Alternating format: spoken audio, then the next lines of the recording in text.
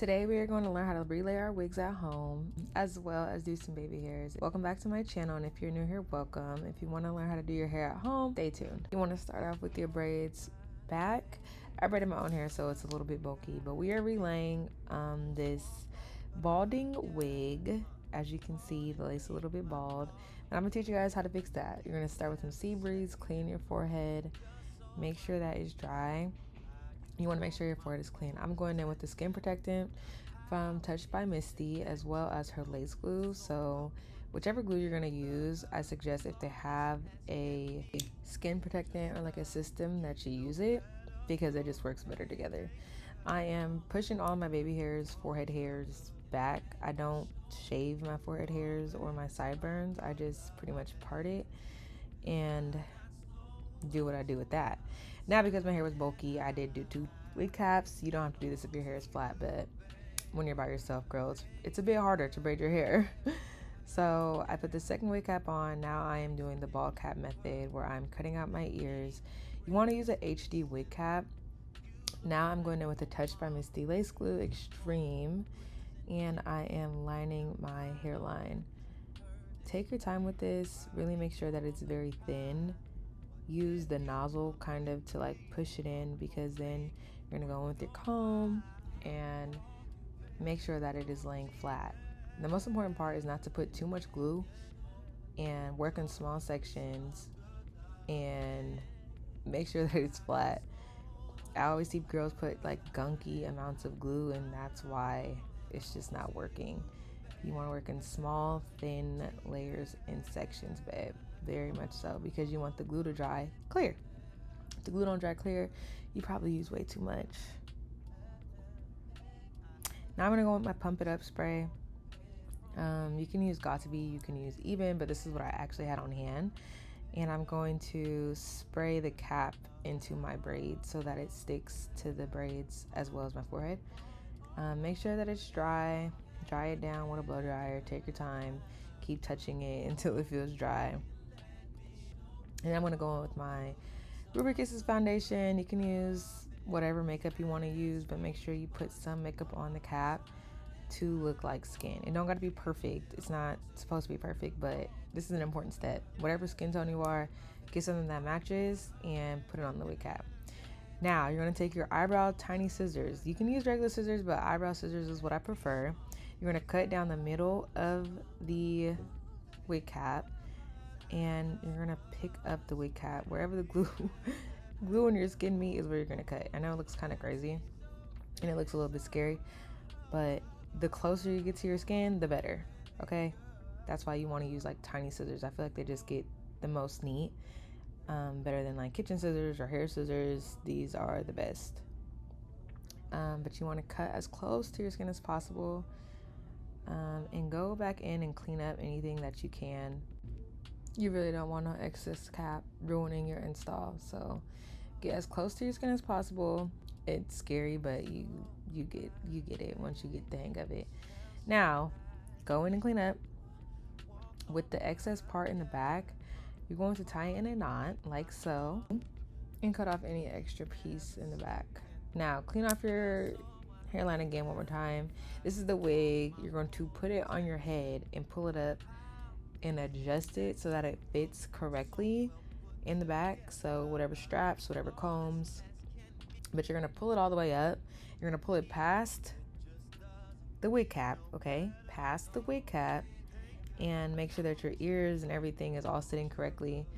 But with that extra piece of balding lace, you're gonna pull that up further, because you're gonna cut that off, because you don't need that and you don't want to accidentally glue it. And once upon a time there was hair there, but there's not hair there no more. So just to eliminate that, you you already did glue that down, and just to eliminate you from doing it again, just cut off like the part that you know is just absolutely not needed. You don't need an inch of lace in no hair. That's gonna give screen door. Even if it is HD lace, it's just not gonna give. So trim that extra lace off, but still keep a little bit. You don't want to cut too much into the hair. You see there's still some, and I'm not gonna glue my wig on my forehead like that, but you want to make sure that you're using your hot comb to push the hairs back and see what you're doing. This is just positioning it, and once you feel like you have the right position and the right idea of what you're going to do and where you're going to put the glue and where you're going to lay the wig, you're good. You're going to put the wig in front of the glue, so your wig should be coming up past where you want to glue it anyways. If it's not, it's going to be a lot harder for you to glue it.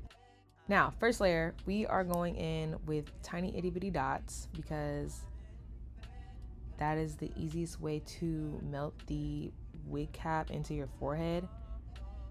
The first layer is very tiny, very small, very demure, okay?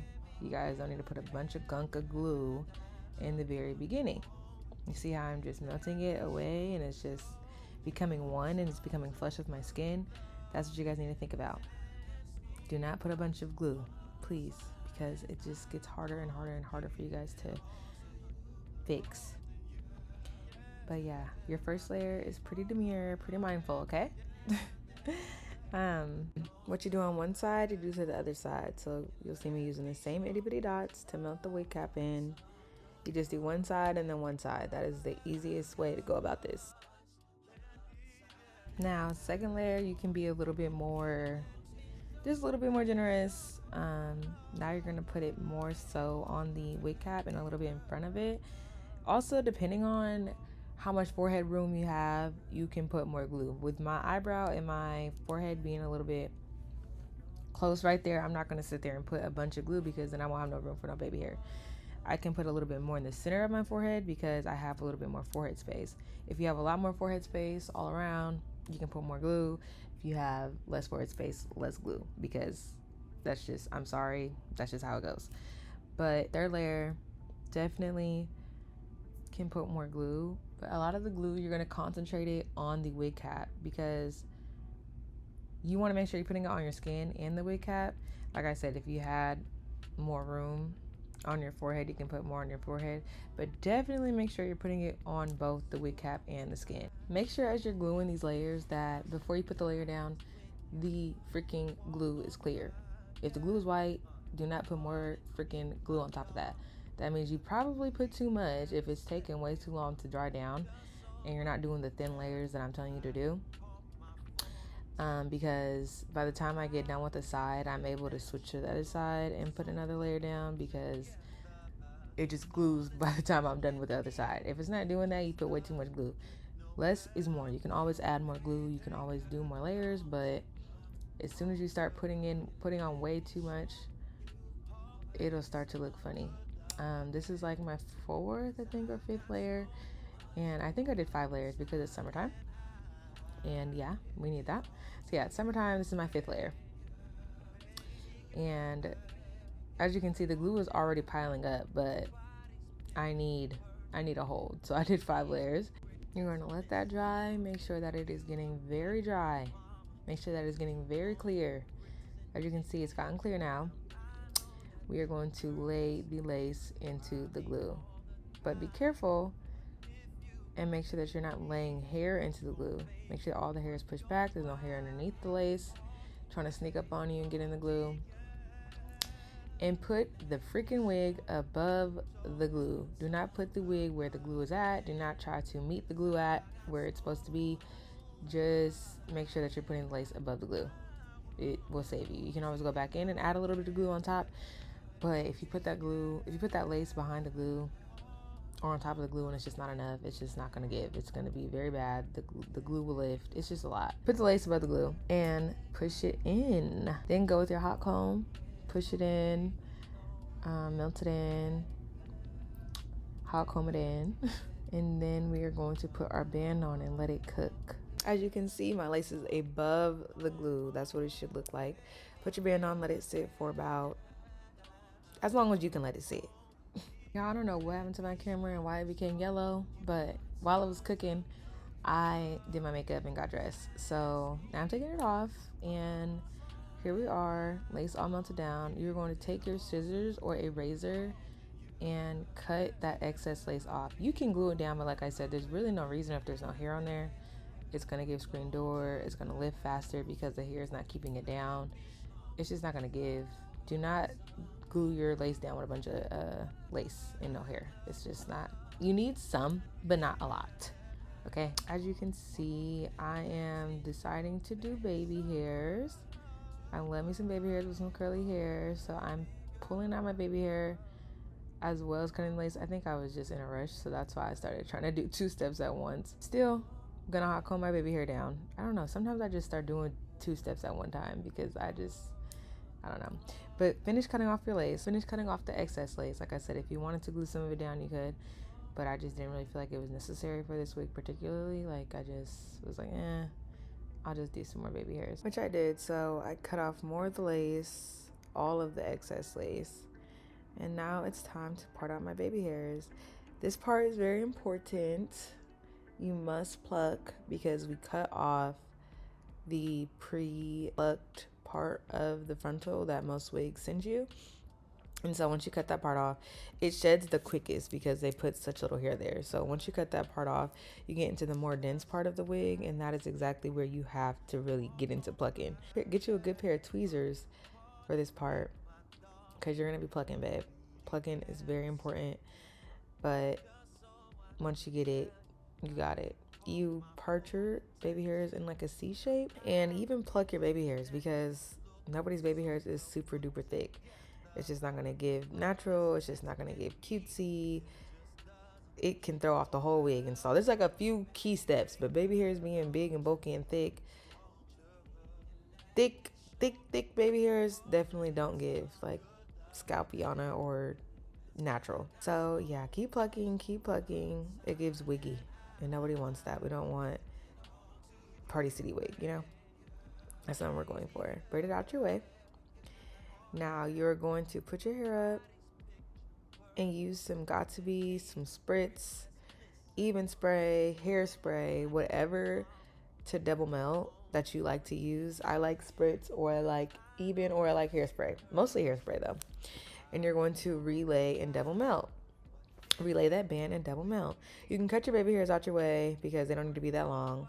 Now you're going to start molding your part with your wax stick and your hot comb. I was doing a flip over, so it wasn't that deep. I didn't need it to be like super perfect. I just wanted the side that was going to have most of the hair to be flatter and, you know, not giving big hair. But once I got to the flip over part, I wasn't trying to make my hair have a part. So I hot combed it back and up instead of like literally into a whole part. I hot combed the front up and back, and then like for the part, I just tried my best to not really make a part, if that makes any sense. Now we're going to wet it down. Of course, this is standard for curly wigs. You wet your unit and wet your bundles, whatever. And I love me some Nairobi foam. It doesn't build up. It's very lightweight. I love it. Use your brush it through. You can put whatever curl products you want to, but me personally, I don't never really put too much curl products in my curly wigs or hair. And this is what I'm talking about. The side part, we're just trying to, we're just trying to do a flip over. So now we can take off that band and relay these edges. Comb them out. Use your edge brush and comb the baby hairs out. That baby hair in the middle of your forehead, if you do that one, that is the one that is cut the tiniest, and you'll see why. And then your ones on the side, they're cut pretty standard, like a little bit longer-ish. But that one in the middle, I always swoop it in the middle to the, I guess the right side of my head. I think that's the right side. I always swoop it to the right side of my head. And then when it comes to a curly wig, I love me a little swoop in the middle of my forehead. I love using my baby hair, doing my baby hairs with the Nairobi foam because it's forgiving and it's lightweight, and I just feel like it's easy. It's easy to change your baby hairs. It's easy to cut your baby hairs. It's easy to just reshape them. I feel like when you use a lot of product or a certain product or gel, they're pretty much stuck, which sometimes my clients prefer that because they don't want to go home and redo it. But I feel like the Nairobi is more forgiving and you get away with a lot more. So I will always mold my baby hairs with Nairobi, and then I will put something on top, like my edge band or tissue paper or scarf. And then you should be left with something like this. You can brush out your baby hairs. They will be fluffy. They won't stay in place forever, but like I said, the Nairobi foam, you can reuse it, and it is forgiving, but it gives very natural, very cutesy. Thank you guys for watching, and if you guys like tutorials like this, do not forget to hit that subscribe button, and I will see you guys in the next video.